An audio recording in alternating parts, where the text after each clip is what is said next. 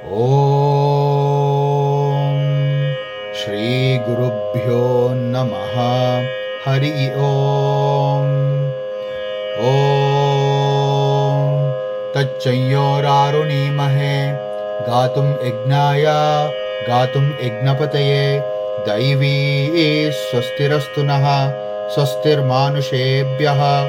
ऊर्ध्वं जिगातु भेषजं संयो अस्तु द्विपदे संचतुष्पदे। ॐ शान्ति शान्ति शान्तिः। ॐ सहस्रशीर्षा पुरुषः सहस्राक्षः सहस्रपात् स भूमिं विश्वतो वृत्वा अत्यतिष्ठत्तशाङ्गुलं पुरुष एवेदकं सर्वं यद्भूतं यच्च भव्यं हुतामृतत्वच्छेषाणः यदन्नेनातिरोहति एतावानस्य महिमा अतो ज्यायागश्च पूरुषः पादोऽस्य विश्वाभूतानि त्रिपादस्यामृतं दिवि त्रिपादूर्ध्व उदैत् पुरुषः पादोऽस्येहाभवात् पुनः ततो विश्वं विक्रामत् शासनानशने अभि तस्माद्विराडजायत विराजो अधिपूरुषः स जातो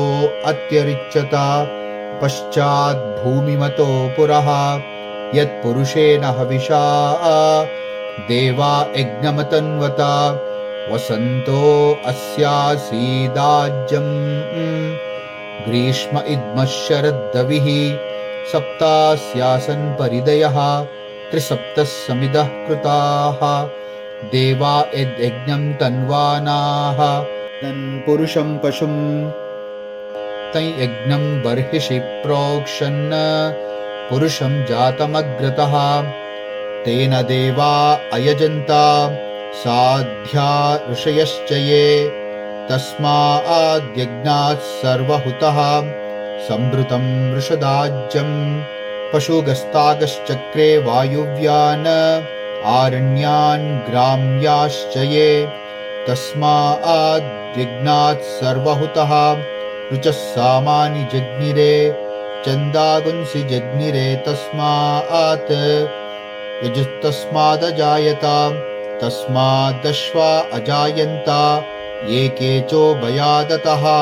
गाहु अजज्ञिरे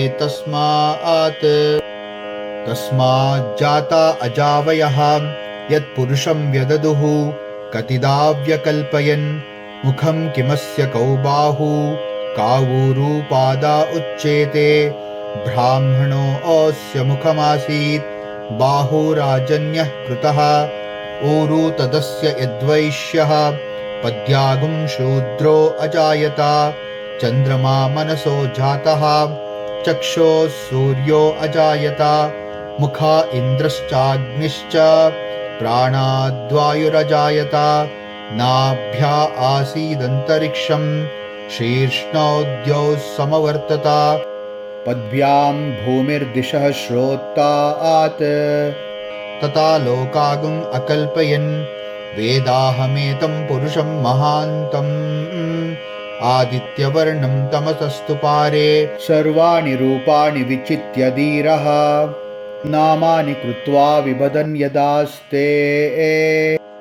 धाता पुरस्त्यादमुचादहारा शक्रः प्रविद्वान् प्रतिचष्टतस्रः त्वमेवं विद्वानमृत इह भवति नान्यः पन्था अयनाय विद्यते यज्ञेन यज्ञमयजन्त देवाः तानि धर्माणि प्रथमान्यासन् तेहनाकं महिमानः सचन्ते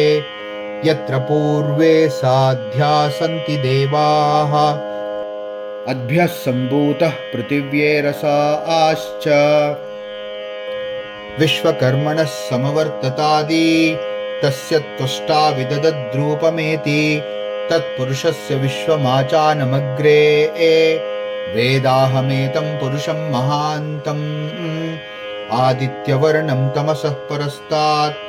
तमेवं विद्वानमृत इह भवति नान्यः पन्था विद्यते यनाय प्रजापतिश्चरति गर्भे अन्तः अजायमानो बहुजा विजायते तस्य धीरा परिजानन्ति योनिम् मरीचीनां पदमिच्छन्ति वेदसः यो देवेभ्यः आतपति